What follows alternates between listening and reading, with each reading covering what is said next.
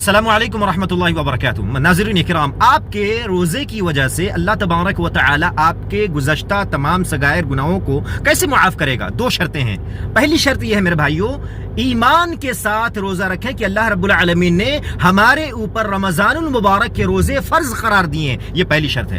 دوسری شرط یہ ہے احتساباً، یعنی احتساب کے ساتھ، ثواب کی نیت سے، اجر کی نیت سے، کہ اللہ رب العالمین روزہ رکھنے کی وجہ سے اجر و ثواب دے گا. کیونکہ اللہ کے نبی صلی اللہ علیہ وسلم کا فرمان گرامی ہے، من صام رمضان ایمانا واحتسابا غفر له ما تقدم من ذنبه. جس نے رمضان المبارک کا روزہ ایمان کے ساتھ اور ثواب کی نیت سے رکھا، اللہ تبارک و تعالی اس کے گزشتہ تمام صغیرہ گناہوں کو معاف فرما دے گا. تو اپنی نیت کو درست کریں اور اسی طریقے سے ایمان کے ساتھ اور ثواب کے ساتھ روزہ رکھیں. انشاءاللہ باذن اللہ اس روزہ رکھنے کی وجہ سے اللہ رب العالمین ہمارے صغائر تمام گزشتہ گناہوں کو مٹا دے گا انشاءاللہ العزیز.